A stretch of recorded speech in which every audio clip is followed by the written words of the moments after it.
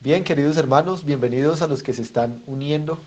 Hoy vamos a continuar con nuestra segunda parte de el estudio de parejas. Hoy jueves 19 de agosto del 2021. En la lección anterior, hace 15 días, el pastor Andrés estaba compartiéndonos algunas verdades, algunos principios acerca del matrimonio en una enseñanza titulada Punto de Quiebre.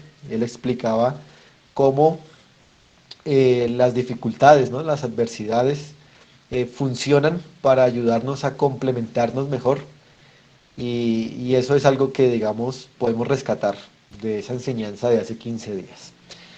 Sin embargo, en la enseñanza de hoy empezaremos también a considerar algunas definiciones importantes con relación al matrimonio y de esta manera quisiera que estuviéramos pues muy pendientes, muy atentos con nuestras Biblias, allí bien dispuestos para que el Señor nos ayude a entender su palabra.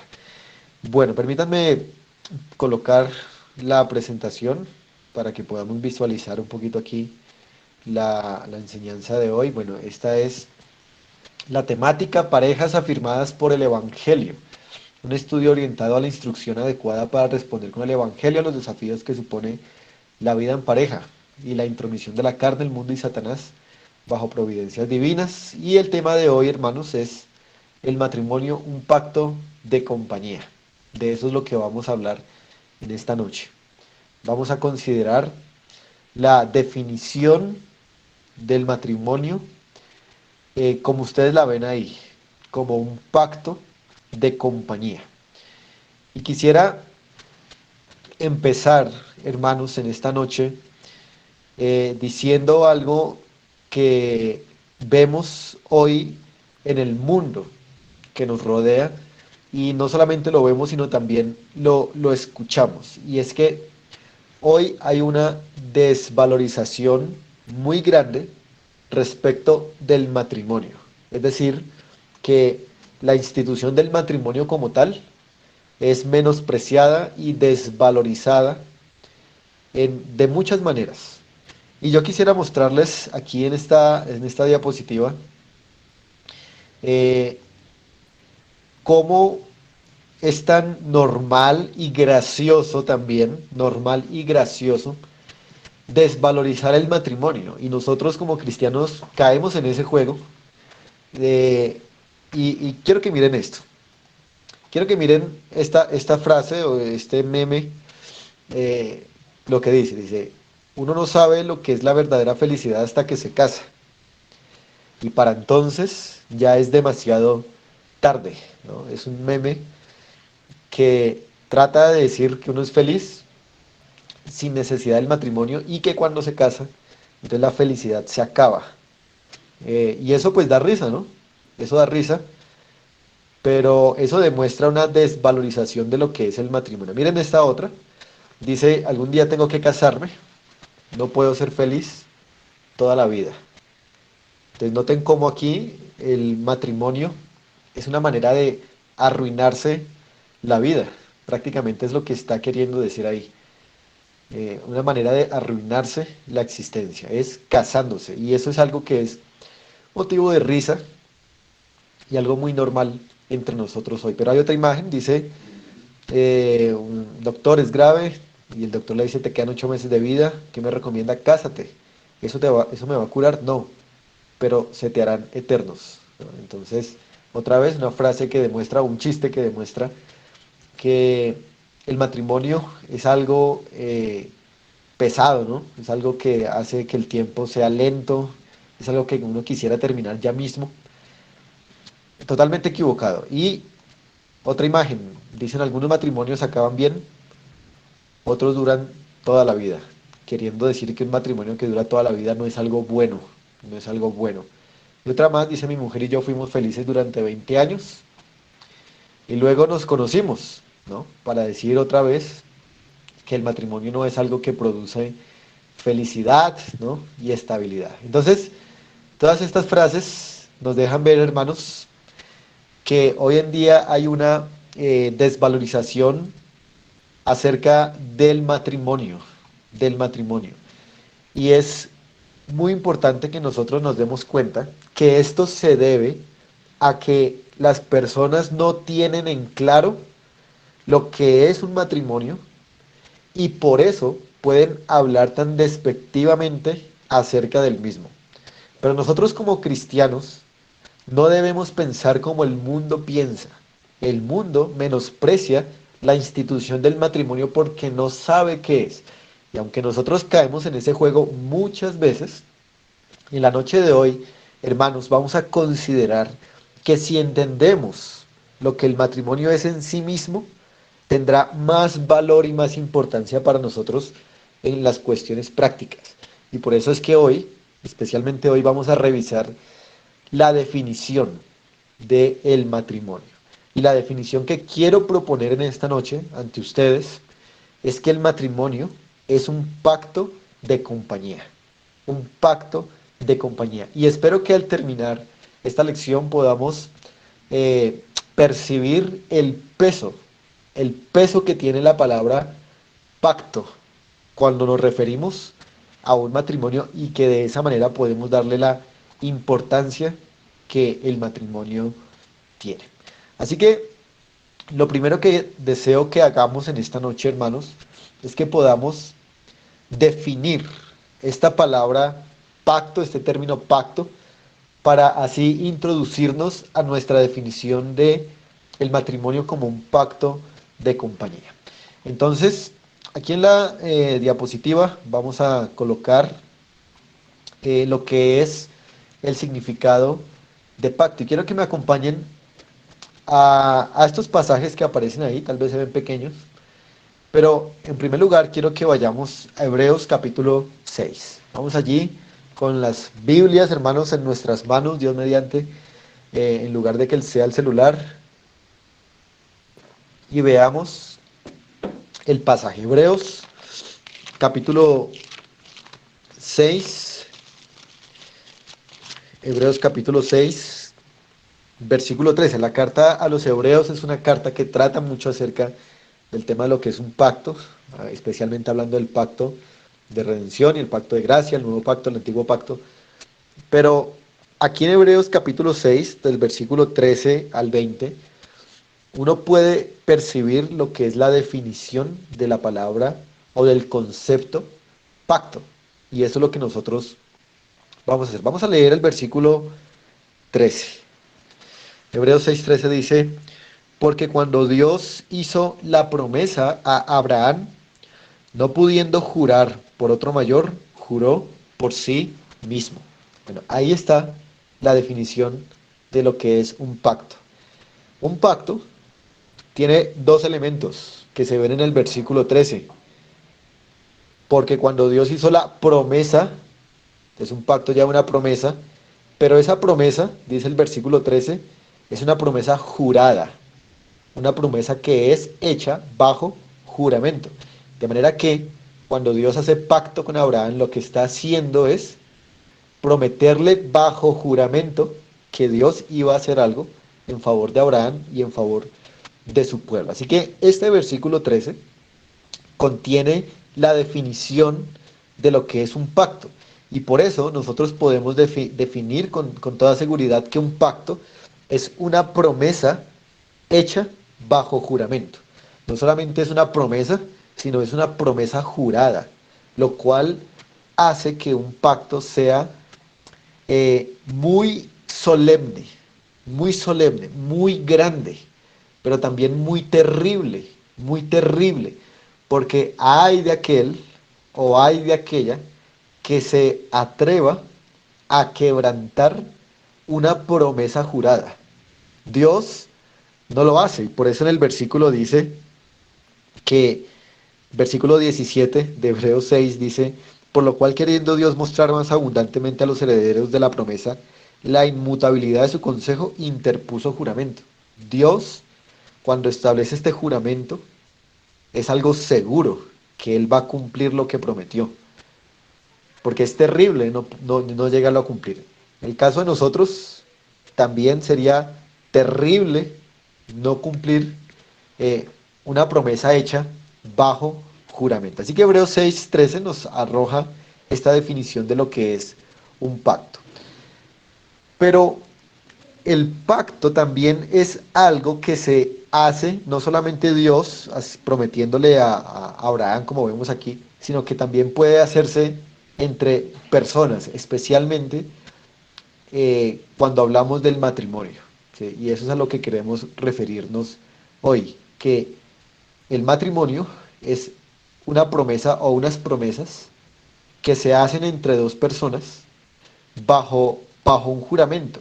Y que cuando estas dos personas se prometen cosas bajo un juramento solemne, pues entran entre ellos mismos a una relación, como lo dije, solemne, grande y terrible, porque hay de aquellos si llegan a quebrantar este pacto que están haciendo.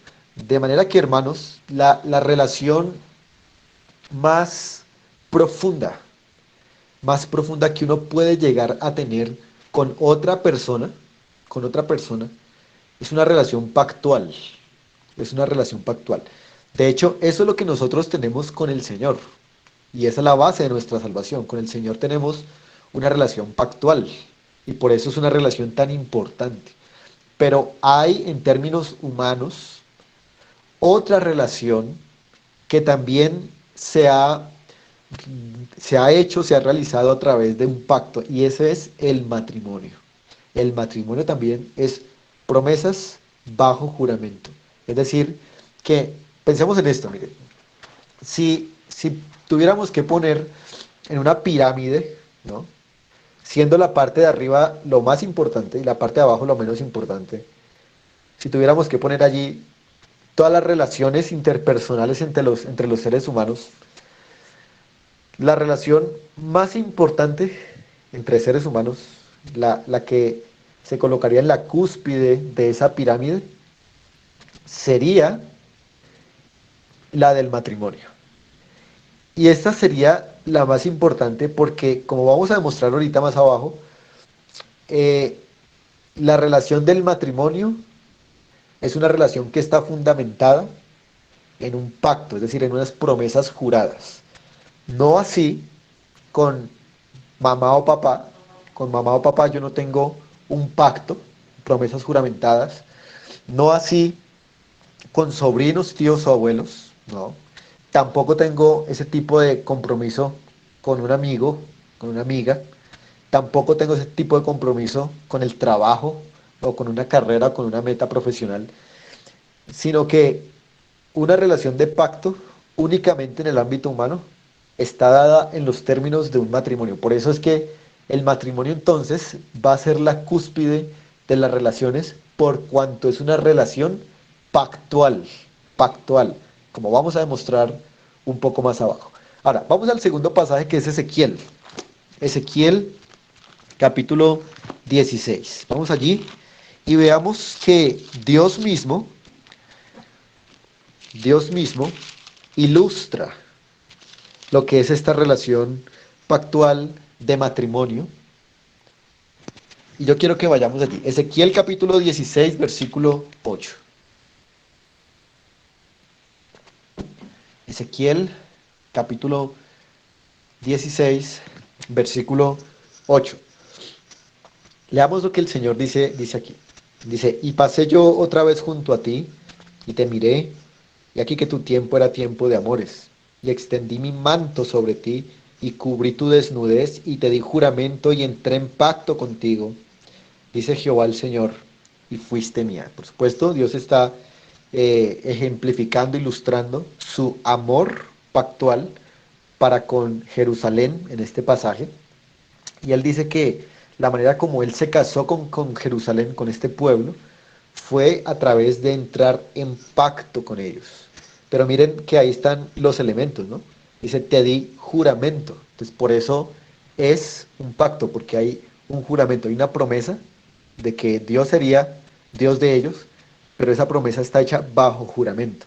Entonces, miren cómo aquí ya empezamos a notar que efectivamente el matrimonio es una relación pactual, es decir, es una relación que está basada en promesas juramentadas, promesas juramentadas. Ahora, vamos a ver algo en segundo lugar. Ya vimos esta definición, que es muy importante. Y esto nos va a ir llevando poco a poco a lo que necesitamos comprender sobre el matrimonio. Ya vimos el significado del pacto. Ahora vamos a considerar el hecho del pacto de compañía. Es decir, vamos a ver que efectivamente el matrimonio es una relación pactual de compañía, de compañía, y que es la máxima de las relaciones que entre seres humanos puede haber. Y cuando comprendamos esto bien, hermanos, pues espero que hoy podamos incrementar nuestro aprecio por la institución del matrimonio, por cuanto es una relación pactual.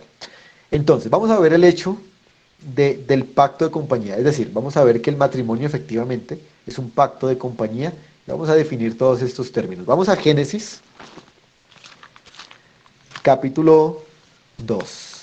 Vamos allí a Génesis, capítulo 2, para considerar que el matrimonio es en su propia naturaleza un pacto de compañía. Ustedes pueden ver ahí a Adán y a Eva en el huerto del Edén, y vamos a considerar entonces este hecho del pacto de compañía. Vamos a mirar en primer lugar versículo 18. Génesis 2:18, espero que ustedes puedan estar allí con sus Biblias. Dice el Señor así: dijo Jehová Dios, no es bueno que el hombre esté solo, le haré ayuda idónea para él. Empecemos por aquí. Lo primero que notamos en el versículo 18 es que Dios declara que no es bueno para el hombre o para la humanidad estar o permanecer en un estado de soledad. Es decir, que el hombre en su naturaleza fue creado con un problema, y este problema es el problema de la soledad. Y que este problema se agravó por causa del pecado, por supuesto, pero originalmente no era bueno que el hombre estuviera solo. Así que el pacto de compañía nace precisamente como una respuesta a esta necesidad de soledad en la cual fue creado el hombre. Por eso decimos que el pacto matrimonial de compañía nace precisamente de esta necesidad natural de compañía. Un problema de soledad que todos los seres humanos tenemos, por supuesto, a excepción de aquellos que tienen el don de continencia. De resto, hermanos, Dios ha declarado aquí que todo ser humano tiene un problema de soledad que necesita ser suplido, que necesita ser solucionado. Dios declaró aquí, no es bueno que el hombre esté solo o que esté en soledad. Y para solucionar este problema de soledad, Dios diseña el matrimonio. Y es entonces el matrimonio, hermanos y hermanas, lo único que va a solucionar el problema de soledad con el que tú y yo hemos venido a este mundo, y que se ha agravado por causa de nuestro pecado. Así que, ¿cómo solucionar el problema de la soledad? Hermanos, el problema de la soledad no se soluciona teniendo un perrito en la casa, o un gato, o haciendo una carrera universitaria, o teniendo un trabajo, o muchos amigos, sino que el problema de soledad, como vamos a ver, únicamente se puede solucionar a través de la estrategia divina, que es el matrimonio. Y miren lo que el Señor entonces hace en el versículo 18, lo que promete, ahí mismo en el 18, dice, bueno, no es bueno que el hombre esté solo, le haré ayuda idónea para él.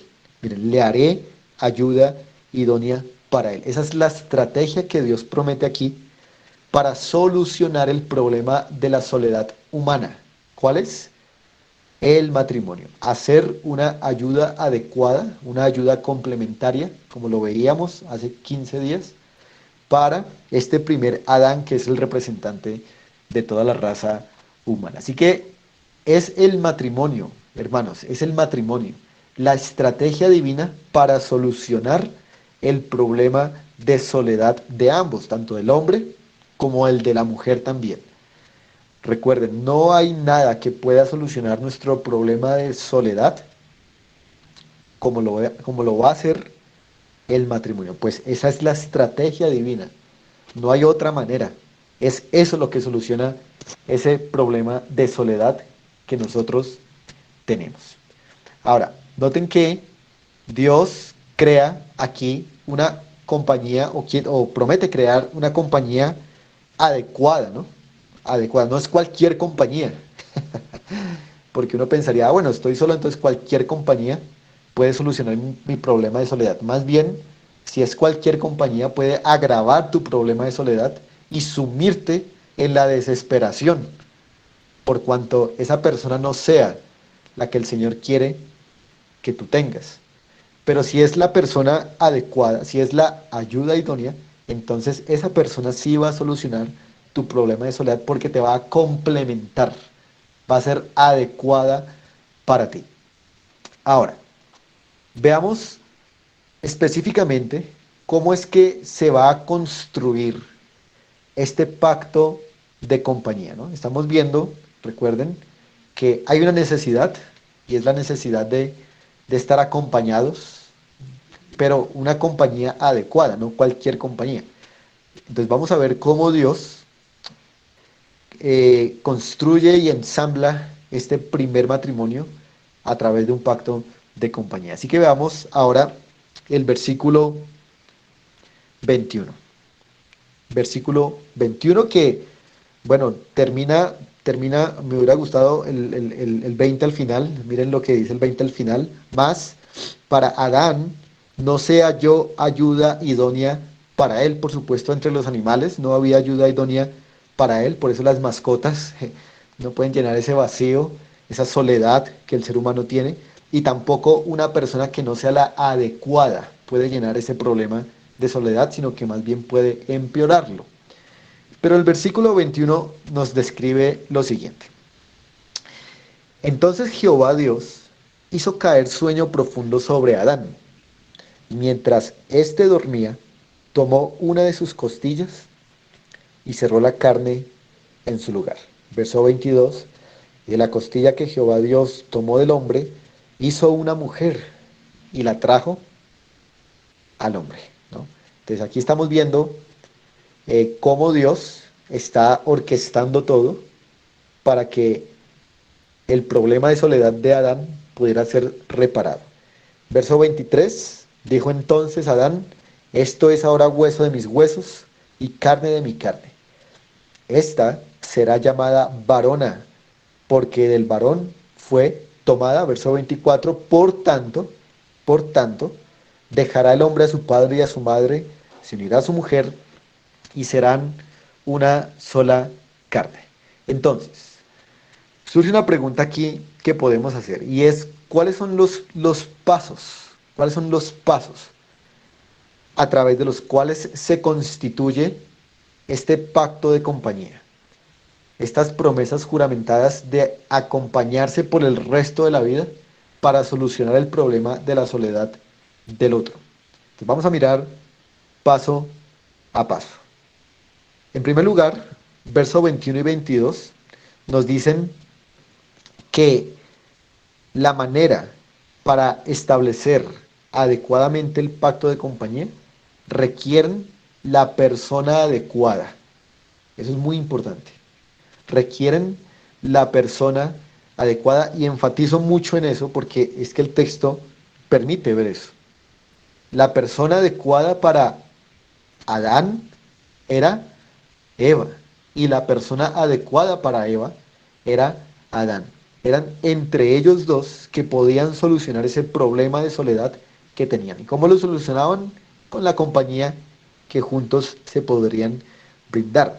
Noten que el que trae, ahí en el versículo 22 al final dice, y la trajo al hombre, el que trae a la mujer al hombre fue Dios, ¿no? Dios mismo se encargó de escoger, de seleccionar, de traer, de preparar, de capacitar, de crear a la mujer adecuada que complementaría y acompañaría adecuadamente a Adán. Y Dios también había preparado, capacitado y diseñado a Adán para complementar y para liderar en Eva. Entonces, eso es muy importante. No es cualquier compañía con la que se puede hacer el matrimonio, sino que es con la compañía que Dios aprueba en su palabra.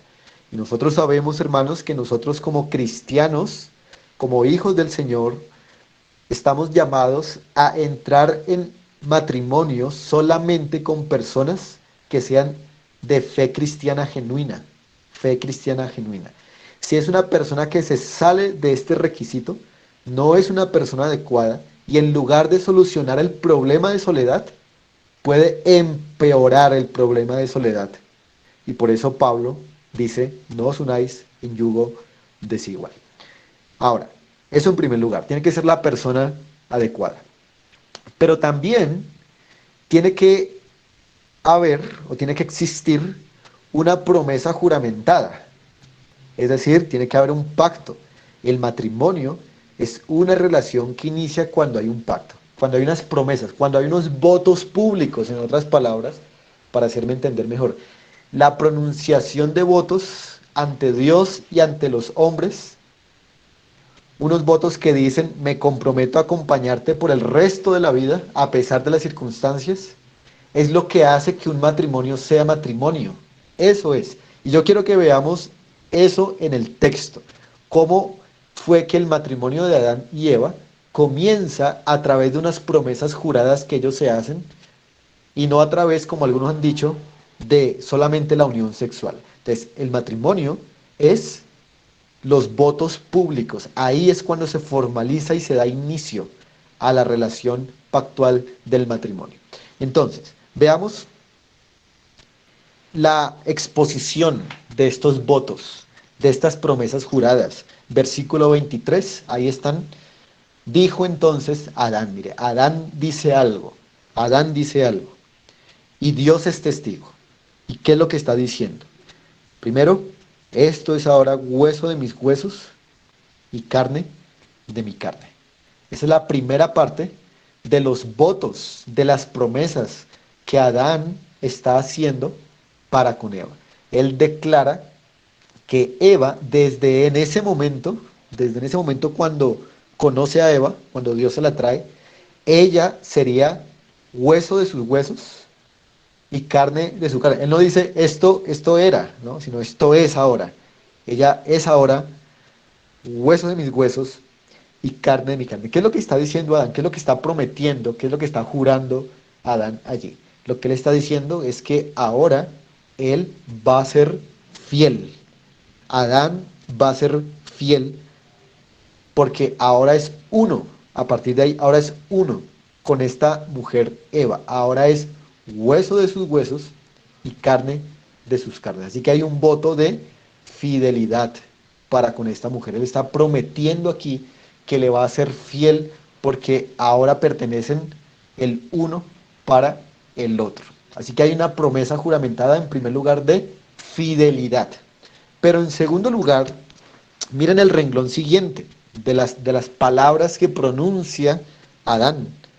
Él dice, esta será llamada varona. Miren, esta será llamada varona. Recordemos que siempre, y esto Andrés también lo ha expuesto varias veces, y hoy lo recordamos, cuando alguien pone el nombre, ese alguien es la autoridad protectora de ese alguien, ¿sí? Cuando alguien coloca nombre a otro, ese es el que ahora se responsabiliza en cuidar, ¿no? Para eso es la autoridad, para cuidar a la persona a la cual está nombrando. Pues eso es lo que vemos aquí. Cuando Adán llama a Eva varona, lo que está diciendo, ahora yo me comprometo a ser responsable de ti. Ahora tú pasas a tener una nueva identidad en la cual yo me voy a responsabilizar por ti. Te voy a proveer, te voy a sustentar. Así que el voto que Adán hace aquí es un voto de responsabilidad para con esta esposa que Dios le está trayendo. Son promesas bajo juramento. Y en tercer lugar, la tercera parte de esta promesa jurada que encontramos en el versículo 23 es el último renglón, porque del varón fue tomada, del varón fue tomada. Esto es una expresión que sugiere y que nos hace recordar el momento en el cual la carne de Adán fue abierta para sacar de allí y conformar así el cuerpo y el ser de Eva, ¿no? Lo cual sugiere un sacrificio, un sacrificio. A través de una herida es que se ha podido entrar en esta relación de pacto. Y esto es muy interesante porque habían ocasiones en el Antiguo Testamento en donde para hacer pactos entre hombres, se hacían sacrificios de animales, se hacían sacrificios de animales. Y aquí el sacrificio que se hace para que Adán y Eva puedan unirse en matrimonio es que Adán mismo fue herido, ¿no? Para que a través de esa herida pudiera haber esta formalización de esta unión. Así que, en otras palabras, Adán promete entregarse sacrificialmente por Eva. Él promete eso. Ahora, eh, él se compromete a sacrificarse por ella. Entonces, estos son los elementos de las promesas o del voto que hace Adán para con Eva. Y noten que el versículo 24 no es el fundamento del matrimonio. El versículo 24 es el resultado del matrimonio, ¿no? Porque noten la expresión allí, por tanto. Y Jesús cuando cita este por tanto en Mateo 19, él también lo cita así, por tanto, como una consecuencia de lo anterior. Así que como esto es una consecuencia, el versículo 24 no es la base ni el fundamento del matrimonio, como quizá alguna vez hemos escuchado, sino que es el resultado. Entonces, una vez que ya están casados a través de digamos, a través de decir, de pronunciar los votos juramentados de manera pública, entonces, por tanto, entonces, ahora sí, ya pueden unirse sexualmente, ya pueden dejar a padre y madre, ya pueden vivir bajo un mismo techo. Cuando han hecho esos votos públicos es que el matrimonio inicia y se empiezan a disfrutar de estos privilegios. Pero por supuesto que hoy en día se hace todo al revés, ¿no? Primero se empieza por el versículo 24, en la experiencia, muchas personas, y después de muchos años hacen una ceremonia como para comprobar que sí están casados. Ahora, vamos por ahora a dos elementos. En primer lugar hemos visto el elemento de la persona adecuada. En segundo lugar hemos visto el elemento de la promesa juramentada. Pero en tercer lugar hay un elemento adicional que tiene que existir para que pueda darse este pacto de compañía. Esta promesa de que te voy a acompañar por toda la vida y te lo juro. ¿Y cuál es? Testigos, testigos. Ahí en el huerto, ¿quién era el testigo?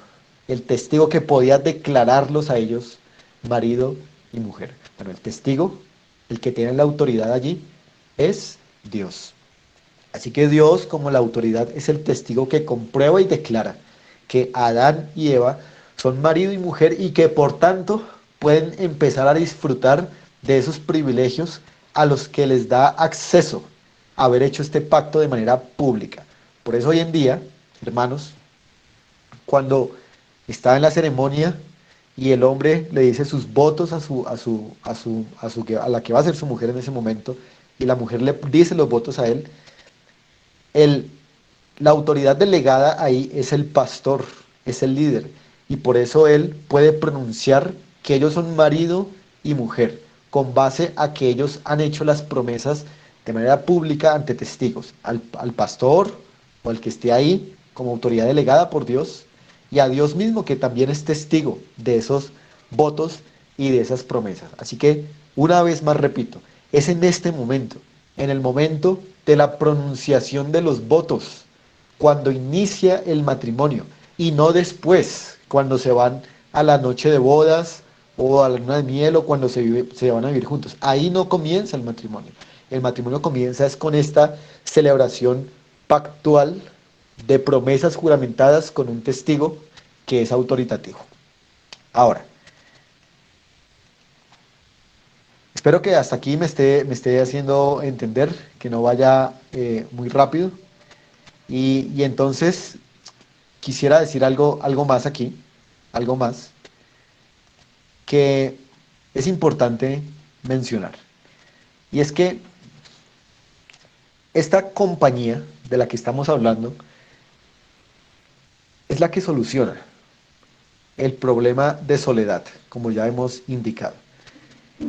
Y hay tres palabras o tres conceptos aquí en este pasaje que nos dejan ver esta compañía, ¿no? Que describen esta compañía. En primer lugar, ya vimos una, la de ser ayuda idónea. Hay una compañía. Pero también el texto en el 24 dice ser una sola carne. Eso sugiere también la compañía. Pero hay otro más que está en el versículo 25 y es, y estaban ambos desnudos, ambos desnudos. Entonces miren que la verdadera compañía matrimonial se da cuando ambos pueden estar desnudos en todos los sentidos y no avergonzarse. Esa es la idea. Entonces, quiero hacerme entender un poquito más. Estar desnudos aquí se refiere y se puede entender como dos cosas. Por supuesto, un desnudos físicamente, haciendo referencia a que ellos como no tienen el pecado aún, pues no hay vergüenza en ellos. Pero también estar desnudos implica esta relación en la cual no hay nada oculto y que ambos se conocen y se cuentan y son transparentes el uno para con el otro. Como un autor dice, están vulnerables. O sea, la relación matrimonial es la relación más vulnerable que puede haber si se hace bien, porque en el matrimonio uno se presenta tal como es al otro, sin ocultarle nada. Entonces, eso es una condición de vulnerabilidad, pero es una vulnerabilidad confiada, porque yo confío que la otra persona también está vulnerable y que me va a amar tal como soy. Entonces, miren que por eso se necesita que la compañía sea adecuada. No cualquier compañía se desnuda por completo en todos los sentidos ante uno. Se requiere una en especial. Si hay entonces un matrimonio en el que se empiece a cubrir, ¿no? A cubrir información, a cubrir actos, etcétera, etcétera, entonces esto ya no se cumple en un matrimonio y empieza a haber problemas. Cuando se cubre la desnudez en un matrimonio, cuando se empieza a ocultar información, cuando se empiezan a ocultar palabras, cuando se empiezan a ocultar actos, experiencias, entonces ya no se está cumpliendo con la compañía a la que se comprometieron en este pacto. Así que hermanos y hermanas, en este segundo punto, hemos visto que efectivamente en el huerto del Edén hubo un pacto que se hizo entre Adán y Eva, y ese pacto lo llamamos pacto de compañía. ¿Por qué de compañía? Porque a través de estas promesas ellos se comprometieron a acompañarse de una manera vulnerable por el resto de sus vidas, y eso es entonces el matrimonio. Ahora, sigamos adelante y veamos una tercera cosa que quiero que analicemos en este momento. Y es ahora la realidad del pacto de compañía. Ya hemos visto hasta aquí dos cosas. Primero hemos visto el significado de la palabra pacto, ¿no? Que son promesas hechas bajo juramento. Hemos visto que la única relación humana que tiene esta connotación es el matrimonio. Pero ahora, en segundo lugar, vimos que en el huerto del Edén el primer matrimonio fue un pacto de compañía. Hubo promesas juramentadas de que se acompañarían por siempre. Y eso les dio la entrada a los privilegios matrimoniales. Pero ahora en tercer lugar, veamos que la Biblia afirma que tanto el esposo como la esposa son compañeros a través de un pacto que se ha hecho. Vamos a mirar los pasajes para poder comprender un poco más esto. Vamos a Proverbios capítulo 2.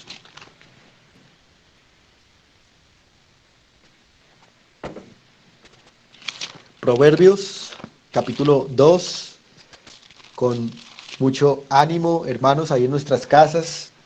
Les animo a que busquemos este texto y lo analicemos juntos para ver que al esposo se le dice compañero, compañero por pacto cuando está casado. Proverbios 2, 17. Proverbios 2:17, hablando pues este texto de aquella mujer que ha abandonado, ¿no?, a su esposo, pero miren los términos que utiliza la Biblia. Proverbios 2:17. Dice que ella, esta mujer, dice, la cual abandona, y en vez de decir esposo, dice al compañero. ¿Sí ven? Al compañero. Esa es una definición, la definición de matrimonio, compañero de su juventud, y miren cómo lo relaciona ahora con el pacto, y se olvida del pacto de su Dios, ¿no? Entonces, este texto muestra claramente que el matrimonio es ser compañero por medio de un pacto. Entonces, al esta mujer haber abandonado al esposo, abandonó al compañero, ese compañero íntimo, y quebrantó ese pacto al que se comprometieron cuando se casaron.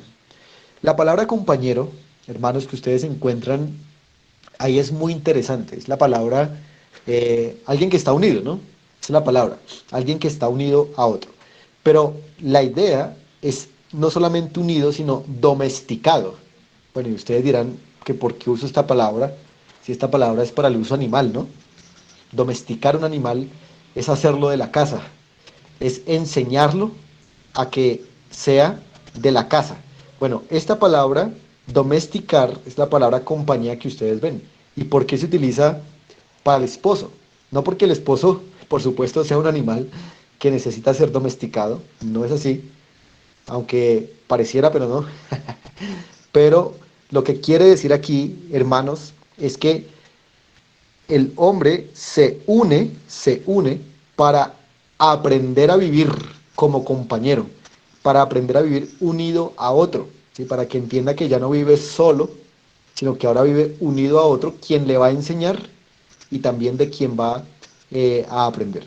Entonces, esa es la palabra compañero, alguien que está unido, alguien que ha sido domesticado en el sentido de que está siendo enseñado a vivir de acuerdo a lo que el matrimonio exige.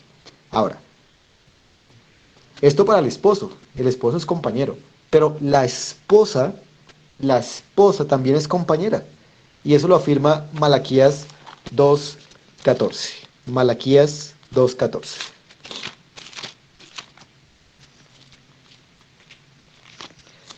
Malaquías 2:14. Y es interesante que la palabra compañía es diferente, ya no es domesticado, es otra, pero conserva la misma unión la misma idea de estar unidos. Malaquías capítulo 2, verso 14. Malaquías capítulo 2, verso 14. Dice así la palabra del Señor. Mas diréis, ¿por qué? Porque Jehová ha atestiguado entre ti y la mujer de tu juventud, contra la cual tú has sido desleal, siendo ella tu esposa. Ah, miren que en lugar de esposa, la Biblia coloca compañera, porque esa es la naturaleza de una esposa, ser compañera. Así como la naturaleza del esposo es ser compañero. Dice, ¿y la mujer de qué? De tu pacto. Entonces miren ese peso que se coloca aquí en una relación matrimonial. Son compañeros por pacto, por promesas juramentadas. Y tristemente este versículo dice de un varón que ha sido desleal o que ha sido infiel. ¿A qué ha sido infiel?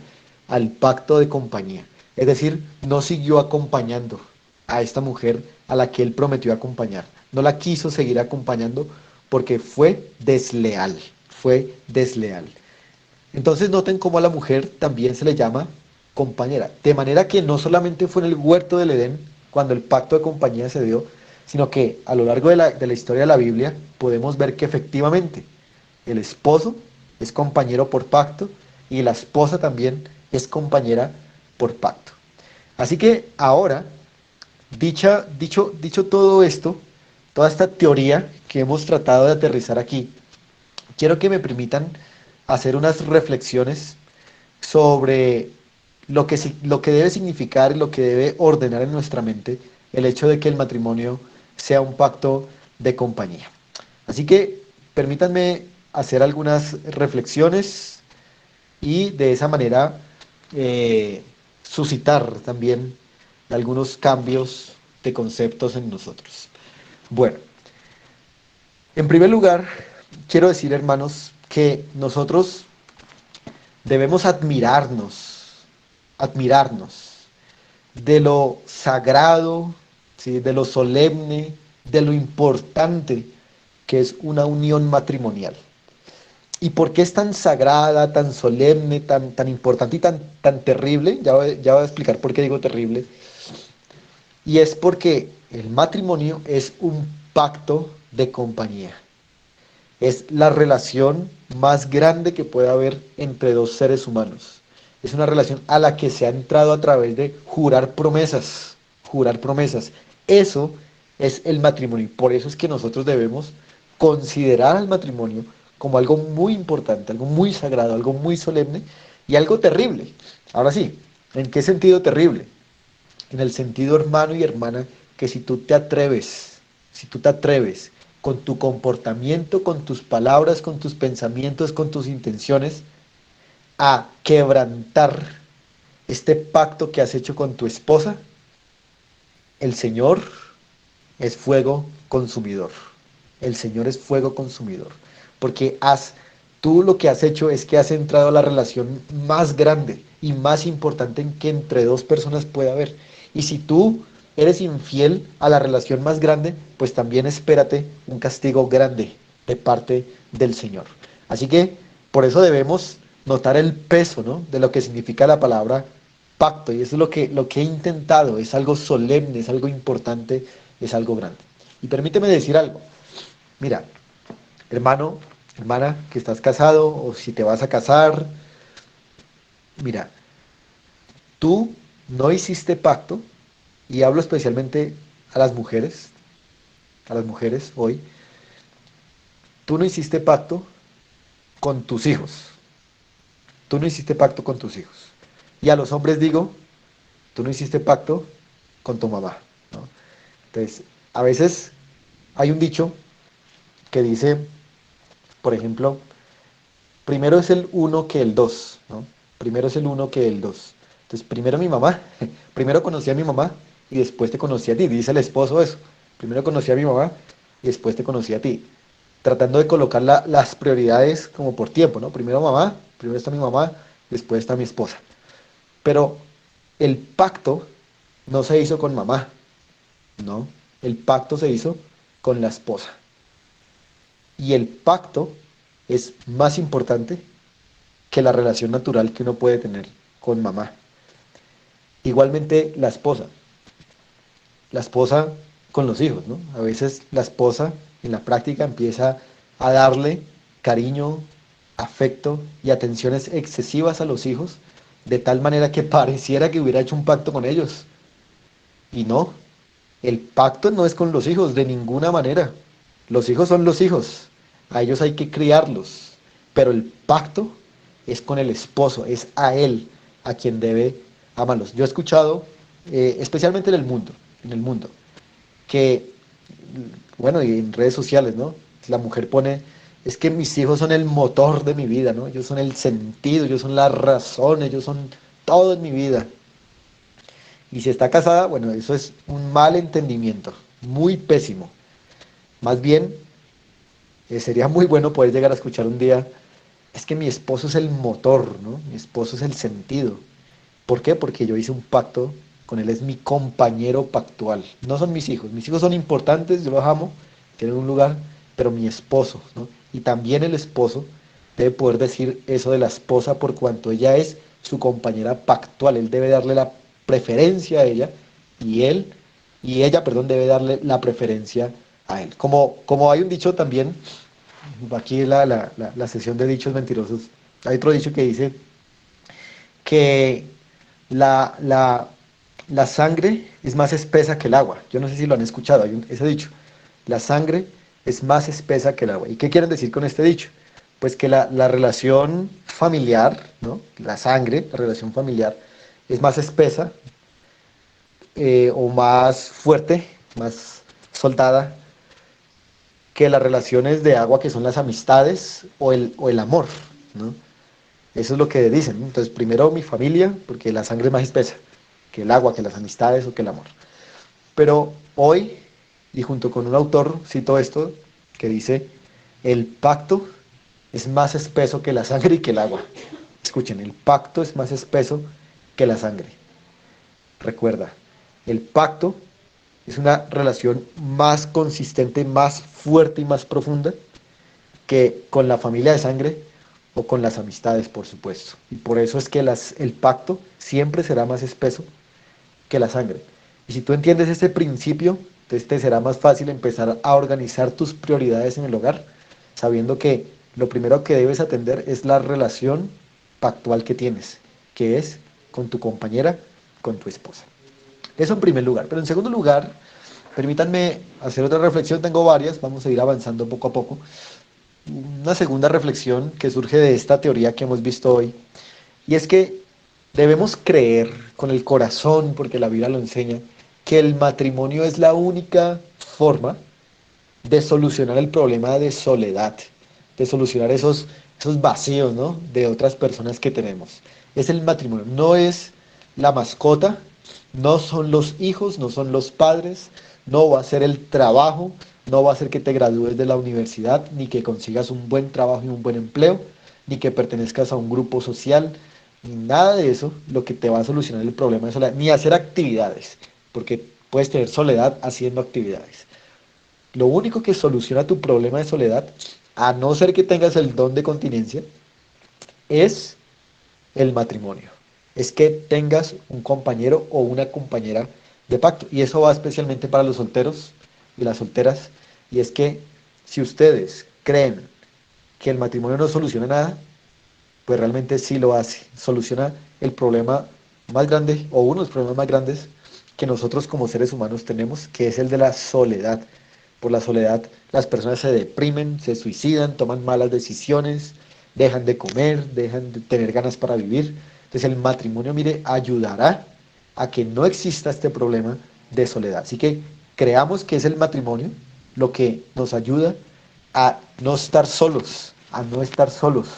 Eso es muy importante. Aquí una tercera cosa, hermanos, que quiero decir también es que, miren, lastimosamente hoy se ha metido en la mente del cristianismo que que el matrimonio es sexo legalizado, y perdón por decirlo así, que el matrimonio lo único que hace es que te da permiso para tener relaciones sexuales, ¿sí? Y por eso se llega a la conclusión de que el matrimonio es igual o equivalente a las relaciones sexuales. Entonces, piensa, por ejemplo, una pareja de muchachos en una iglesia cristiana, entonces pueden hacer de todo menos tener relaciones sexuales, ¿no? Pueden salir, pueden besarse, pueden abrazarse, pueden hacer lo que quieran, menos tener relaciones sexuales, y a eso le llaman en el mundo de hoy y lastimosamente en muchas iglesias noviazgo cristiano, ¿no? Pueden hacer de todo menos tener intimidad sexual, ¿no? Y cuando se casan, ¿no? Y tienen intimidad sexual, entonces eso es lo que entienden por matrimonio. Ah, matrimonio es sexo legalizado y punto.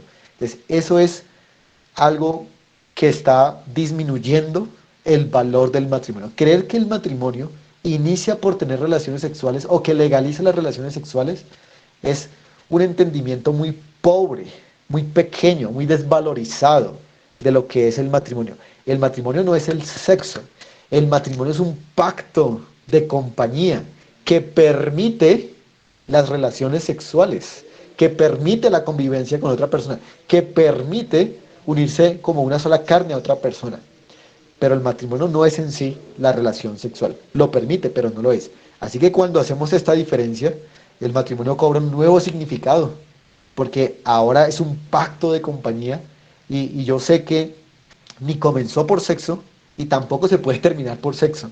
Y eso es lo que vamos a ver después, más adelante, si el Señor concede hablar acerca de el divorcio. Pero valoremos al matrimonio, no como sexo legalizado, sino como un pacto de compañía. Pero algo más que quiero decirles, hermanos, hermanas, es que seamos conscientes de algo. Y es que Satanás también sabe que el matrimonio es un pacto de compañía. ¿Sí? Él lo sabe muy bien. Y por eso sus ataques estarán concentrados en disminuir el compañerismo de los cónyuges. ¿Lo ven? Entonces, como el matrimonio es un pacto de compañía, los ataques de Satanás están concentrados en reducir, en disminuir el compañerismo de un matrimonio. Ahora, ¿de qué maneras? ¿De qué maneras puede Satanás colocar, ¿no? Colocar obstáculos para impedir un verdadero compañerismo en el matrimonio? Bueno, hay varias formas en que Satanás puede hacer esto y son solamente ejemplos en los que estaba pensando. Si ustedes pueden pensar en otro, también deben hacerlo, hermanos. Pero, por ejemplo, Satanás puede colocar ahí delante de ti miles de ocupaciones, ¿no? Para que tú tomes la decisión, porque tú tomas la decisión al final, de sumergirte en esas ocupaciones, que son ocupaciones buenas, seguramente cosas del trabajo y demás. Pero, ¿qué está pasando ahí? Que vas a perder posible tiempo de compañerismo que hubieses podido tener con tu esposa. ¿Sí? Entonces, como el matrimonio se trata de que, digamos, edifiquemos y de que construyemos a favor del compañerismo, Satanás va a ponerte cosas para que tú no puedas hacerlo. Y te puede poner miles de ocupaciones ahí y tú te entregas a ellas y te olvidaste de que tienes un pacto de compañía o de compañerismo. Pero también puede colocarte, por ejemplo, a ti varón, puede colocarte un trabajo que tenga una muy buena paga. Y eso no está mal, pero condicionado a mayor tiempo, ¿no? Y eso es algo que se debe pensar muy bien. No estoy diciendo que definitivamente no, sino es algo que se debe pensar muy bien, porque puede ser peligroso. Puede ser peligroso para tu relación con la iglesia, porque no vas a tener tiempo, vas a tener más plata, pero no tiempo.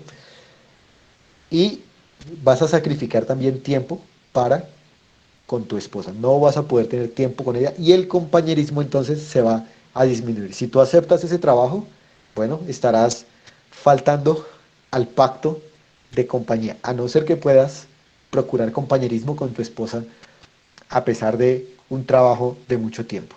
Y también Satanás puede colocar un trabajo a la mujer, un trabajo muy bueno, un trabajo con a veces la fachada de que es en casa, ¿no? Un trabajo en casa. Y cuando el hombre llega a casa, la mujer está ocupada trabajando en casa, ¿no? Entre comillas, y no pueden tener tiempo de compañerismo. Así que eso también es algo que Satanás puede colocar y nosotros debemos ser sabios para detectar esto. Satanás puede colocar también, mira, una situación en un hijo, por ejemplo. Puede poner una situación en el hijo en el cual toda la familia, los padres especialmente, se vuelquen, se vuelquen a atender a ese niño, ¿no? A ese hijo y empiezan a darle atención y el hijo pues, ya está bien, ya no tiene nada, pero ellos siguen ahí preocupados por ese niño, dando la vida por ese niño. Cuando menos se dan cuenta, el compañerismo de ellos está afectado. Hermanos, mire, padres, recuerden que la crianza de un niño no se da tanto por la buena atención que le podamos dar, como por el ejemplo de la relación de los padres. ¿Sí? Es decir, la buena atención es importante, pero no ayuda tanto al niño como que los papás, como que los papás tengan ese compañerismo y ese amor. Lo que va a impactar la vida del niño realmente es que papá y mamá se amen. ¿De qué sirve atender a un niño, ¿no? Hacerle, enseñarle, estar con él, si papá y mamá no tienen compañerismo y no pueden proyectar ese amor que se tienen en los hijos? Así que lo que más ayudará a un niño en casa es que los cónyuges puedan tener este amor entre ellos y de esa manera sí atender a ese niño. Y por supuesto, hermanos, Satanás también puede colocar una mujer, ¿no? Hermosa, una mujer, como dice Proverbios, que halaga con sus palabras, Proverbios capítulo 5, una mujer de lengua dulce, ¿no? Que habla cosas lindas, que hace halagos, para hacer que el hombre pueda ser infiel, ¿no? Y recordemos que Satanás es experto en disfrazarse, según a los Corintios 11:14 dice que él se disfraza como ángel de luz. Entonces no solamente para el hombre, sino también para la mujer se le puede presentar un nombre un ángel de luz, ¿no? Un hombre que es un ángel de luz, pero en realidad es un demonio disfrazado que te llevará a la perdición. Igualmente para el hombre. Así que tengan cuidado con quién están compartiendo tiempo aparte de los esposos. Satanás puede usar el celular también para hacerte perder compañerismo, tiempo con tu cónyuge. Satanás puede usar todo esto y si tú caes en esas trampas, pierdes y atentas al pacto de compañía. Hermanos, debemos promover el compañerismo entre los cónyuges. ¿Y cómo se promueve el compañerismo? Pues puedo decir una cosa, como para resumir todas las ideas, y es que si hay cosas que ayudan al compañerismo, hay que dejarlas. Pero si hay cosas que obstaculizan el compañerismo, hay que sacarlas, ¿sí? Y entonces ahí uno debe empezar a pensar, ¿no? ¿Qué cosas están fragmentando, están quebrando mi compañerismo con mi esposa? Entonces hay que sacarlas. ¿Y qué cosas están promocionando o promoviendo el compañerismo con mi esposa o esposo? Hay que dejarlas. A veces los hombres debemos dejar nuestros hobbies, ¿cierto? Para poder dar esta estimulación al compañerismo con nuestra esposa, ¿no? Que a veces nos gusta, no sé, si hay alguien que, por ejemplo, le gusta el deporte, ¿no? Le gusta la música, etcétera, etcétera, pues tiene que reducir esas cosas para no afectar el compañerismo, porque al final tu pacto no es con el hobby, tu pacto es con la esposa. Entonces, todo lo que obstaculice el compañerismo se debe evitar, pero todo lo que promueva el compañerismo se debe dejar. Hermanos, conclusión de esta meditación en esta noche. Y la conclusión, hermanos, es un llamado que quiero hacer para mí también, por supuesto, y a todos ustedes, a que si por nuestro pecado, hermanos, que es una realidad diaria, si por nuestro pecado hemos golpeado al pacto de compañía que hicimos con nuestra esposa o que las esposas hicieron con sus esposos, debemos reconocer eso como pecado, debemos arrepentirnos de corazón, con dolor, con lágrimas si es preciso, y en la gracia del Señor empezar a restaurar esos lazos de compañerismo que se han perdido, pero que fueron prometidos bajo juramento y que ahí están. De lo contrario, si no vemos nuestro pecado, si no reconocemos, si no hay arrepentimiento, entonces recuerda que el pacto es terrible. ¿Terrible en qué sentido? En el sentido que como es tan serio, Dios trata a los que quebrantan el pacto muy seriamente. Así que déjame preguntarte, ¿cómo está hoy tu compañerismo con tu esposo, mujer? ¿Y cómo está hoy tu compañerismo con tu esposa, hombre? ¿Y cómo está, por supuesto, mi compañerismo con mi esposa? Esta pregunta es muy importante porque es el centro de esta enseñanza. El matrimonio es un pacto de compañía. Y si no hay compañerismo, estamos faltando al pacto. ¿Ves lo serio ahora que es la relación con tu cónyuge al entender que es un pacto? La pregunta final es, ¿qué vas a hacer, hermano? ¿Qué vas a hacer? ¿Vas a echar esta enseñanza al cesto de la basura? ¿O vas a empezar, o vamos a empezar a tomar decisiones que ayuden a promover el compañerismo en nuestra casa? Bueno, que el Señor se apiade de nosotros, hermanos, y que podamos ver lo serio que es el matrimonio como un pacto de compañía. Bueno, vamos a orar, hermanos, de esta manera para terminar este tiempo especial. El tiempo se ha cumplido, entonces oremos juntos al Señor con reverencia para que el Señor aplique estas verdades a nuestros corazones. Señor, te damos las gracias a ti en esta noche por tu palabra, porque ella nos informa. El Espíritu Santo, Señor, la toma y nos forma de acuerdo al carácter de Cristo. Damos las gracias por este tiempo que hemos pasado y pedimos, Señor, para que tú sigas obrando en los matrimonios de nuestra congregación, para que podamos ajustar las cosas que hay que ajustar, Señor, y que de esa manera nuestros matrimonios puedan ser una buena representación de la relación perfecta de Cristo con la iglesia. Damos gracias, Señor, y te pedimos descanso para esta noche. En Jesucristo. Amén.